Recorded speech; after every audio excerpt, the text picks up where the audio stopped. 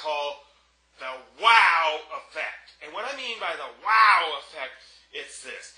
It's when someone, other than yourself, other than a relative or some sympathetic friend, looks at your painting and says, wow, my God, this is fantastic. My God, I can't believe you're not doing this for a living. That is a wow effect. A non-wow effect is when you kind of go, oh, yeah, it's good. Yeah, you did a great job here. Yeah, it's really nice. Yeah, I really encourage you to keep going. That is not the wow effect. Okay, I've been lucky enough, and that's through jumping through some bullshit and stuff like that, but I've been in and out of galleries once in a while, and I strongly recommend that you stand back and listen to what people say, and this is during your opening, and you're going to get offended, and when you get offended sometimes, because sometimes they're just not going to like some of the crap that you put up on the wall, but, and frankly, some of the crap that is up on the wall in these galleries, beyond me how anybody could like them, but that's another issue altogether. But, the key is you stand back, swig a little beer. Yeah, that's damn good. It's a new one out of Widmer. It's called W10, and they actually signed it, the two brothers here. And Pitch Black IPA. Oh, that's a damn good stuff. I tell you what. Ooh, 6.5 alcohol. All right, back to painting. But what I have found, what most people like when they're going doing the wow thing is three elements. Okay, at least on a landscape, realistic landscape like this. Okay, one is dramatic lighting. They love dramatic lighting. And right here, I've got the sun. See, there it is, and I'm going smoothing it out, and we're going to have more and more bright yellow and so forth coming on up here, going into some frickin' ass storm clouds or whatever. And it's beams coming down, just lighting the edges of the hills. And so you got a dramatic thing going on. And two is distance. And we talked about that before. I've got distance going on here. I've got the haze, which is capturing the light, which is adding to the first element of dramatic lighting. And then also you've got your purples and so forth that create that distance. I've got the river and everything. And then three, if you could somehow capture some sort of movement or emotion. And what I'm trying to do here is, as most people from Portland understand, one, we have good beer.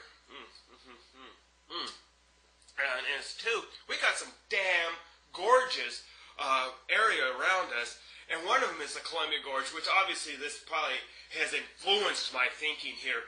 But, one thing about the gorge, besides being just unbelievably spectacular to look at, it has a bunch of fucking wind. And it just blows up out of you, and it comes over there and almost knocks your ass onto the ground sometimes, which actually I've watched some people get knocked on their ass, but that's another funny thing, but, oh well. But, and what I'm trying to do is in this foreground here, I don't know if you can see, let me stand the fuck out of the way here, but is that we've got, grass blowing all over the fucking place. And I've been trying to capture that with, with what they call is a fan brush. See, there it is. That's a fan brush. See that?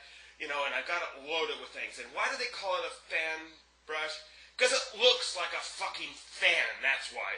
Just in case you're wondering, they couldn't come up with another name. It looks like a fan. Keep it that, and that's what it is. Everybody knows what we're talking about when you say fan brush.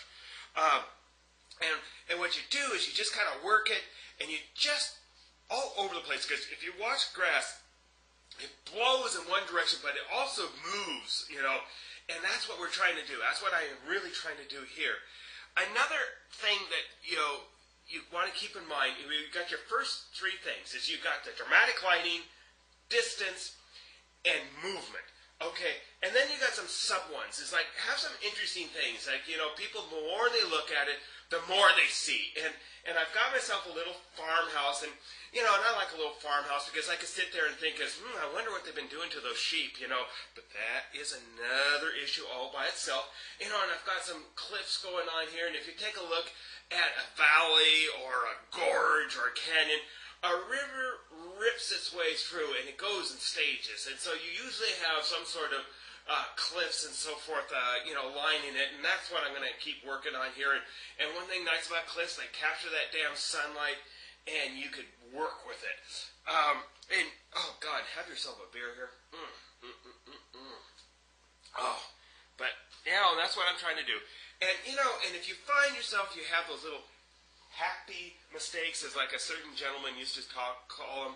I loved him; he was wonderful. But a happy mistake is fine. If you don't fucking like it, you could unfuck it, and you could change it any way you want. It's your goddamn painting. Remember that. And right now, I actually have another painting underway. I pulled it out of what I call the closet of shame, and you'll see in another production here, I'm going to hit that damn thing too, because I finally figured out how to unfuck the goddamn thing. I haven't been happy with it. And that's a kind of a space thing, and that will be a whole different issues and different elements to that. But as I finish this landscape, I'm getting damn close to finishing this one. The key for me is not to fuck it up, and add too much to it. And I want to just keep working on that dramatic lighting, and I'll catch you later. Swig myself a little beer here. And I just recommend to you, pick yourself up some damn brushes, a couple of canvases, and paint. Talk to you later. Bye-bye.